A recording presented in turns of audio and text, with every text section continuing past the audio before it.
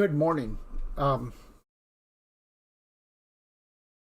I just found out that Dick Cheney died. In lieu of our normal music, I'm gonna try to play Star Spangled Banner in honor of him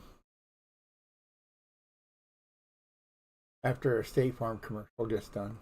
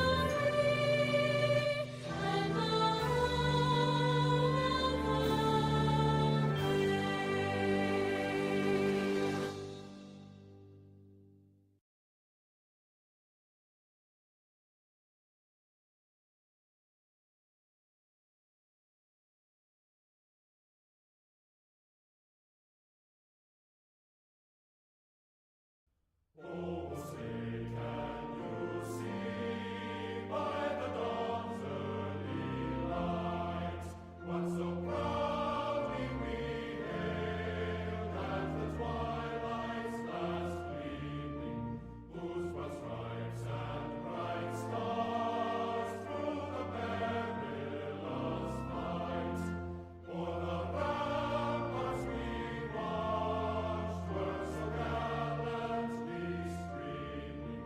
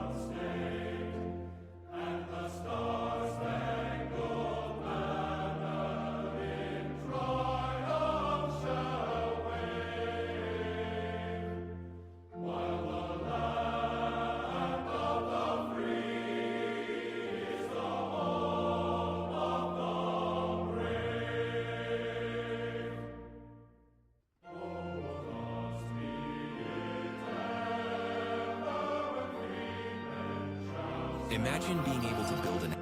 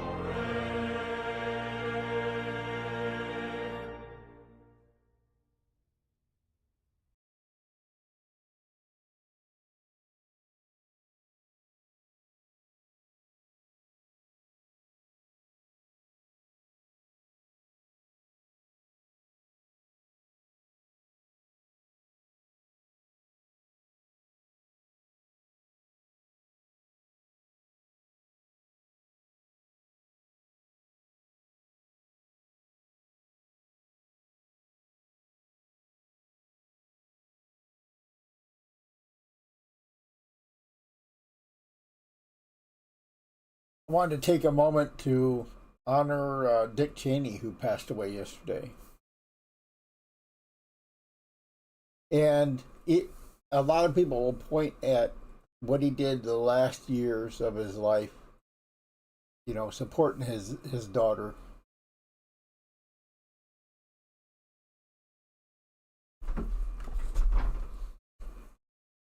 And he might have been one of the ones that stood in the way of the Marriage Act that would have ensured that legally marriage was just between a man and a woman and nothing else. That once it was defeated, it opened the floodgates.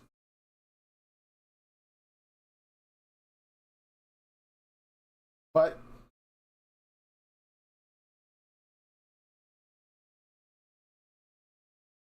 in the time we needed good leadership after 9/11, and I am not going to listen to anybody who says it was a conspiracy of some sort. I'm not going to listen to it. I won't entertain it. And I might ban that person because I won't tolerate it. But after 9/11, he and George W. Bush stepped up to the plate and kept our country from going insane and hit back pretty hard. Despite all the ideas that we lost it and all that, we only lost it because there were some weak politicians getting in the way.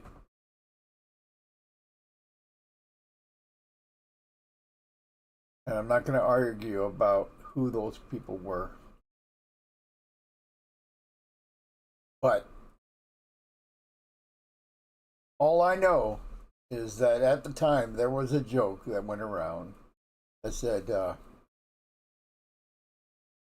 wife was watching the TV and says to her husband, "Man, I am so glad that George Bush is president and not that other guy." And the husband says, "Oh, shut up, Tipper. I almost won."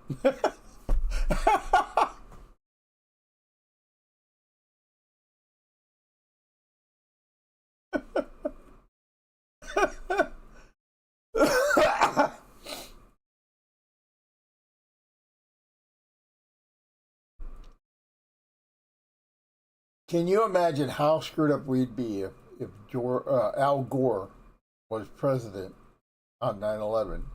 Yeah, George Bush didn't do everything right, and there were some things that I could complain about, but I'm just glad it was him and Dick Cheney and not Al Gore and Joe Lieberman.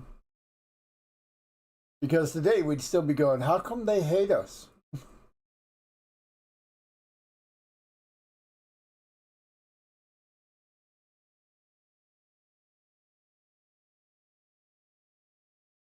You know, the thing I wonder is that money that I kind of understand Barack Obama giving Iran some money. But why did Joe Biden do the same thing? Not Iraq, Iran. Why did the reason why Barack did is because we all know he's a secret Muslim and he hates America. Uh, the only question you got is why did he wait so long until the last minute to do it?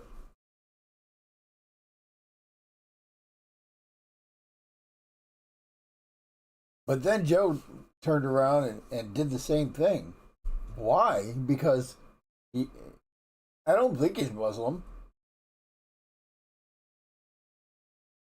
I think he's a I think he's agnostic or atheist, but I don't think he's Muslim. Because if he ever bent down to pray, because they have to pray east 5 times a day, he wouldn't be able to get back off the mat.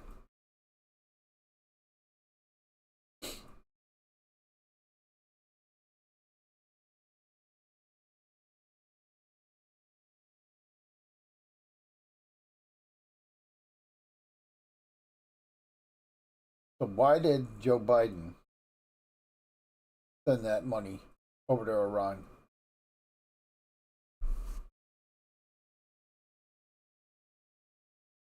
The thing is that we pulled that money from Iran because they had our hostages,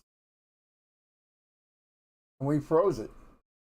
That money was just sitting in a bank, collecting its 3% interest.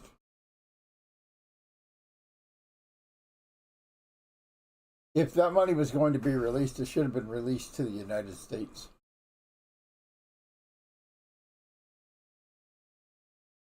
But we had hope that there would be a regime change over there.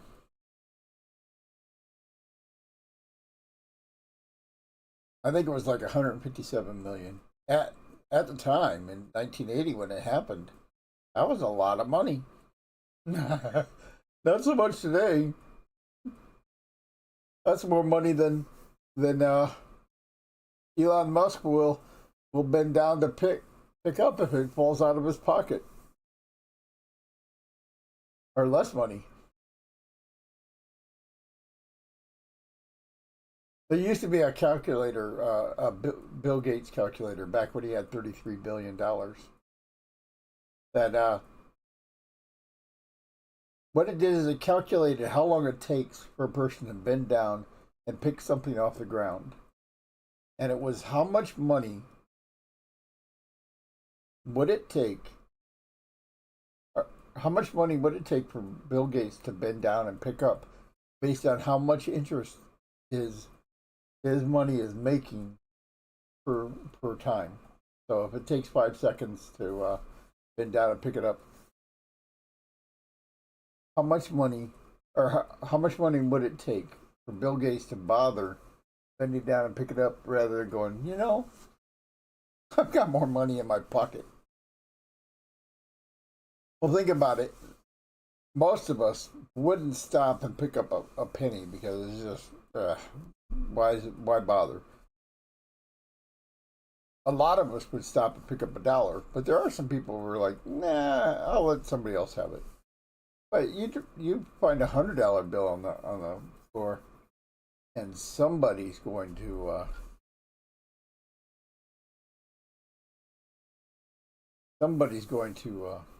stop and pick that up.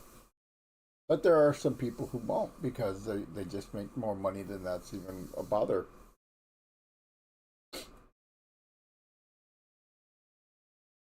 But back to Dick Cheney. We needed somebody tough talking because the world was like, oh, leave those people alone. And we needed somebody who would tell the UN to shut up and sit down. We're doing this whether you're coming along or not.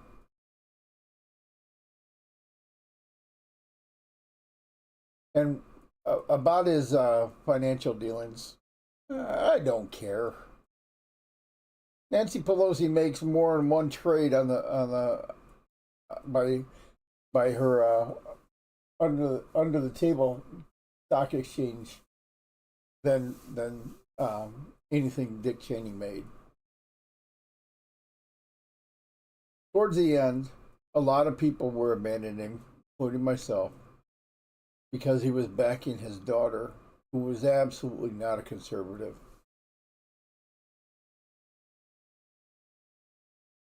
But I can understand that. That's his daughter.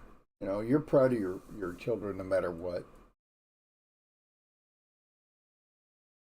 You can't blame him for that.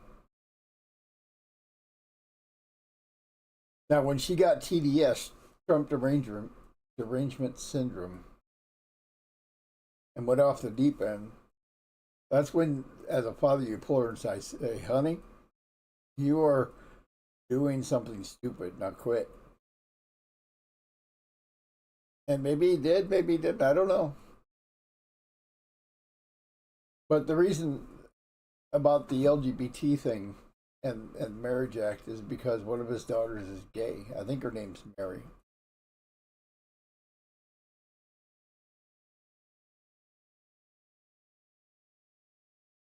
Um, that should have got him in with the wrong crowd for as a pass, but no, they hated him because of the war. I'm not one who wants to go to war, but when somebody picks a fight, we need to hit them hard enough that they never want to do it again.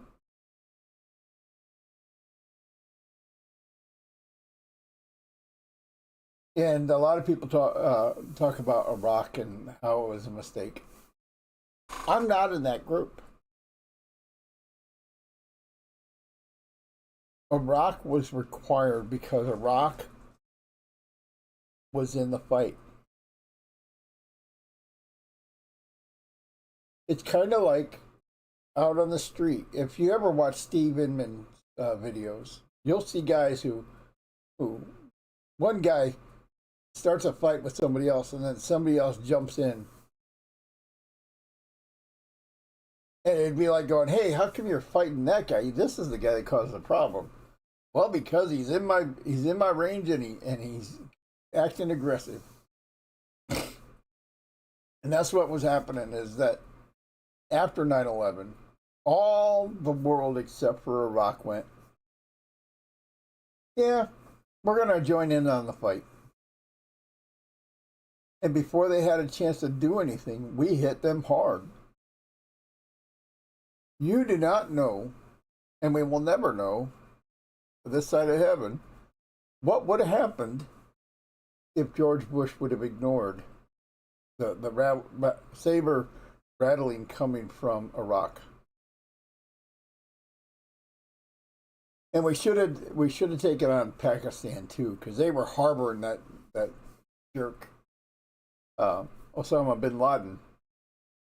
And you can't tell me, no matter what you try, I won't listen to anybody trying to tell me that Pakistan had no idea that Osama bin Laden was there. We were giving them tons of money, Pakistan, for their so-called help in fighting Afghanistan.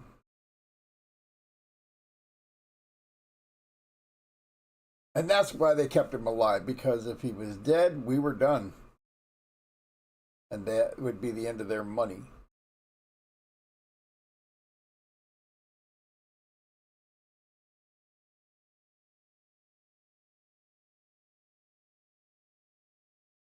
It should have been that we hit them hard too. Anybody who read even a word, we should have just thrown a sucker punch at them. Oh yeah, boom. Oh yeah, boom. And we should have went, hey Israel, do you want in on this? It would have been a much more drawn out war. But you know what? We were ready and we could have won if we had decided to go after everybody. But if we had Al Gore and Joe Lieberman in there, it would not have been the same. It would have been, oh, what are we doing wrong? Why are they hurting us? And they would have continued to hurt us. But there's a little bit of lip from some people. But we haven't had anything near 9/11 since 9/11 because our response was, "You, oh yeah, well I'm taking you down."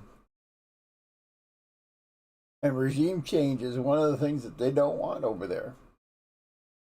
Now, if I were president, my attitude would be, "Oh, anybody who declares war on the United States, we're going to win the war, and we're going to annex you, and you're going to become part of the United States from here on."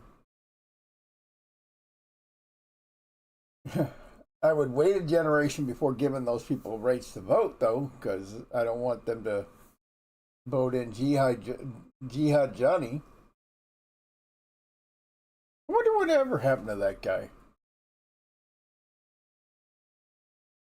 There was a guy named John Walker.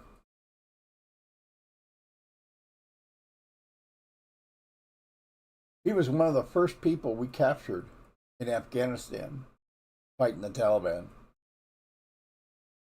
And it turns out he's a white guy that had joined the Taliban.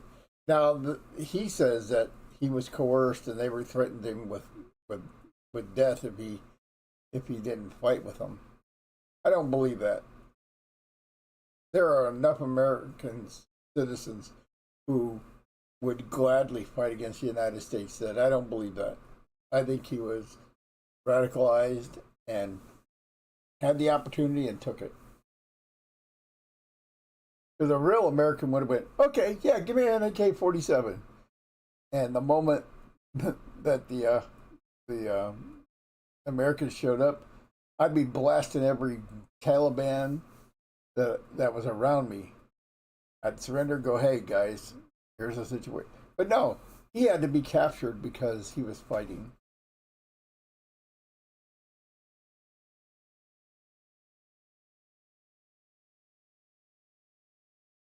But at that time, I'm glad that Dick Cheney was vice president and not Joe Lieberman.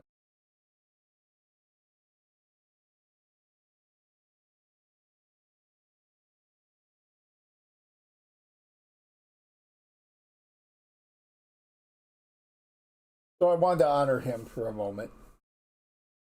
And I pray that he is in heaven and may he rest in peace. And now for some jokes. All right. Anyway, Bravo said, I always see more people walk into a Walmart than out of Walmart. But the meat is cheap, so I don't ask questions. Ugh. That's creepy just thinking about it. It makes me think we're in 1917 Russia.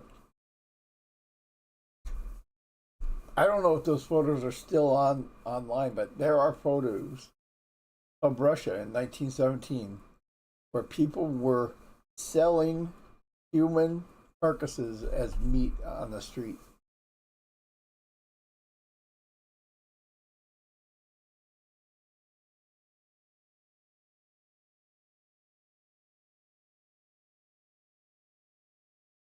Ah, why did I go there?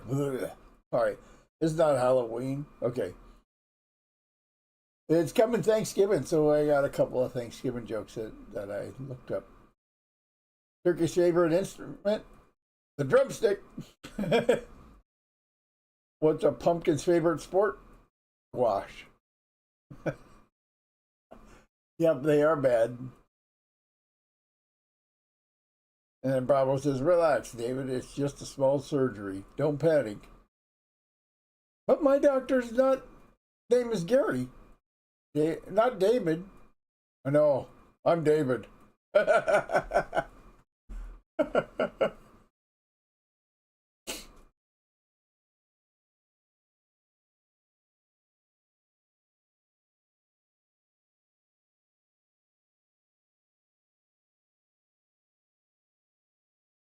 All right, well, let's get started. Heavenly Father, thank you so much for your word. We ask you to bless it. Help us to serve you better. Help us to understand your word, Lord, so we can live according to it. And give us opportunity to share the gospel and the rest of the word with others. In Jesus' name I pray. Amen. All right, well, I didn't put the disclaimer, but the disclaimer is here. This is not safe for work. Not safe for children. In fact, I'm going to change the heading.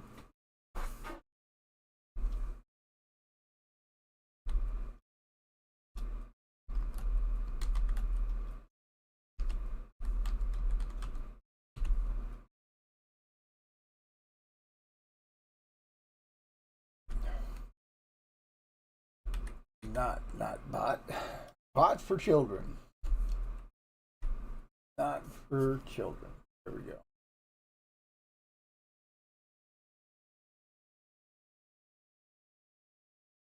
I think this is going to go through Monday, but we are in a unique book of the Bible, which is the Song of Solomon. This is a relationship between a husband and wife. And the intimacy between them. Now, a lot of people talk about this being a picture of Jesus Christ and the bride.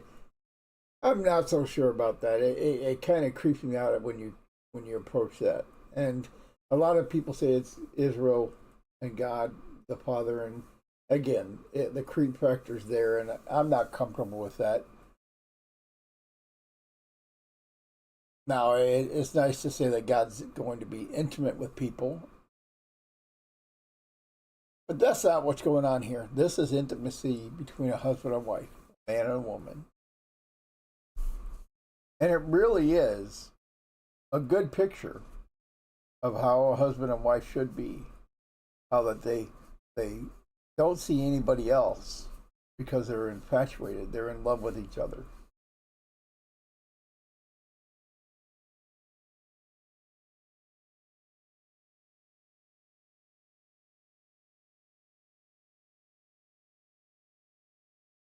And you know one thing you're not seeing in here? Is you're not seeing nagging.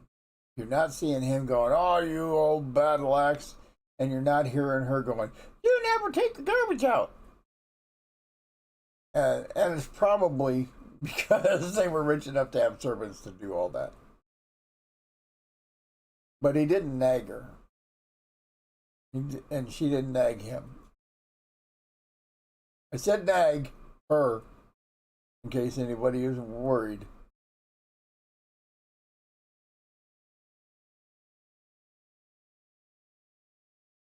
So,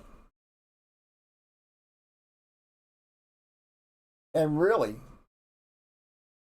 I want to tell you from experience that when you start getting bitter feelings for somebody close to you, God will take them out. And there might not be a recovery from it. So instead of going, "Man, I hate that so and so does this, I hate so," you know what? If a man on the street comes up to you and goes, what are 4 things you love about your wife?" And you go, "Oh, blah, blah, blah, blah, blah, blah, blah, blah, blah, blah, blah, blah," boom. And then he goes, "What do you not like about your wife?" That is when you go, "This interview is done.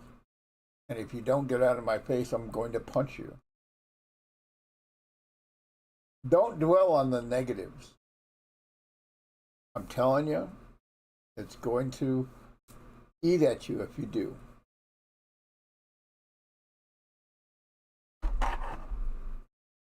Now, if you go to let's say it's your husband said something that upsets you, you don't go to him, "How could you say that? Da, da, da, da, da, da." Nope. You just go up and go, "Hey, that really hurt."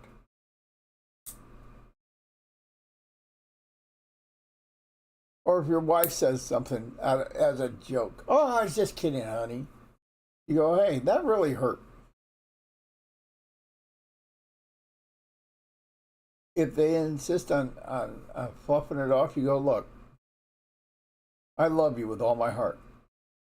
I don't want anything to affect that in a negative way. I don't want to lose that love ever. But when you say those things about me, it hurts. Hopefully they'll get the message. If they don't, well, I can refer you to a decent divorce attorney. Really, I can't because I don't know of a good divorce attorney for men. Because the truth is, they see money. That's what lawyers see. They will take up to 40% of whatever the judgment is. So if they see they can get $1 million out of a guy, they're getting a $400,000 paycheck out of this deal, and that's what they'll do. They'll push that so hard.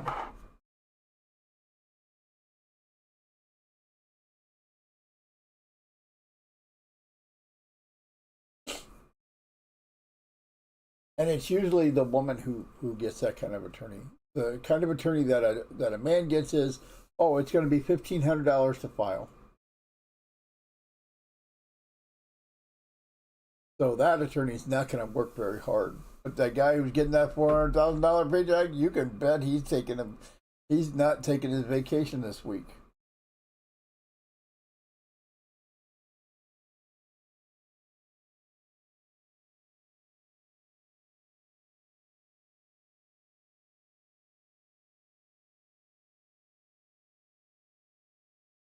But let's just back up here.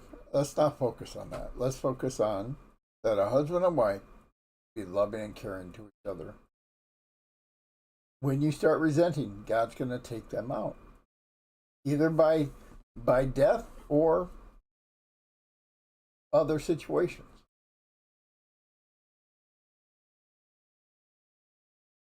And believe me, you will mourn when they're not in your life.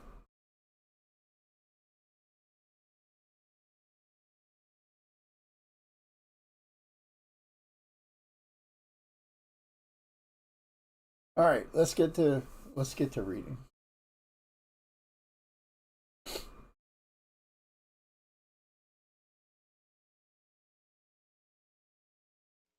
Song of Solomon 3.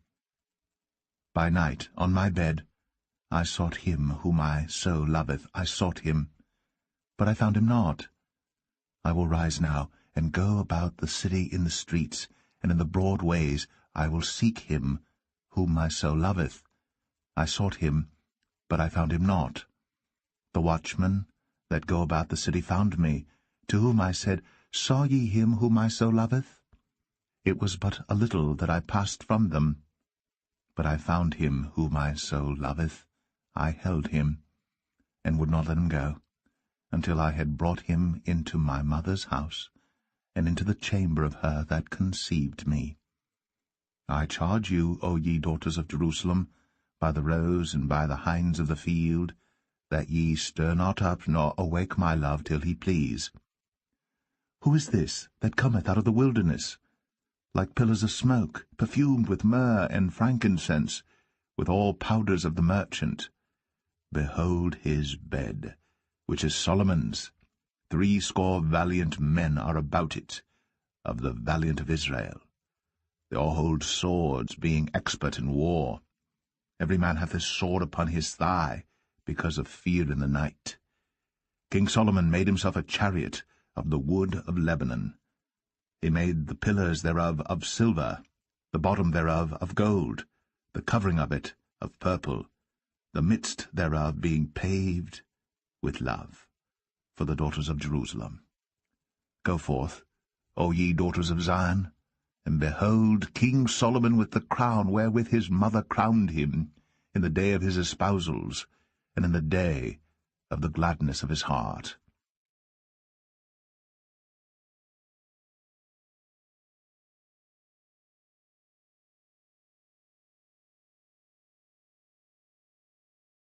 As I said, I'm not going to add to this at all. The commentary, I'm going to let it speak for itself because I don't want to tread where I shouldn't. But I heard about Queen Elizabeth. Was it Queen Elizabeth? Queen Mary?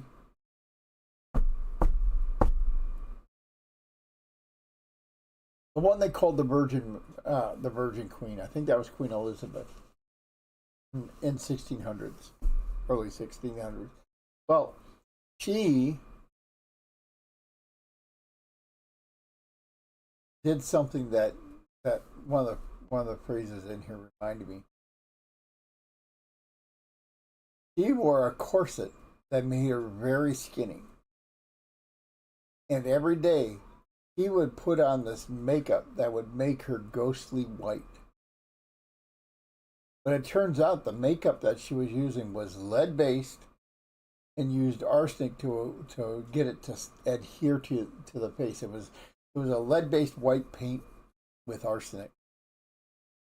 And she would paint herself with that. Well, of course, she got lead poisoning, so she started seeing ghosts, and the arsenic was poisoning her blood system, and she started getting sores on her arms, and they used the white paint on her arms to cover it up, which was just exacerbating it. And they found when she had died and they were preparing her for her funeral, when they removed the corset, it had made permanent indentations in her body.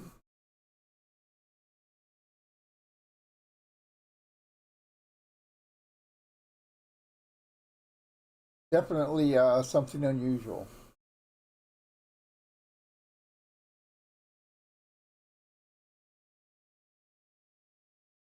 All right, well, that's it for today. Thank you so much for joining me. Be sure to hit the thumbs up button. Um, Tell your friends about the program, and I think this book is going to be going through. Let's see, today's Tuesday. We're in chapter 3, 4, 5, 6, 7, 8. So Tuesday, Wednesday, Thursday, Friday, Monday, Tuesday. It's going to be through next Tuesday. So if you have kids, wait until after next Tuesday to have them join us. But I am so grateful you joined me, and I want you to have a great day.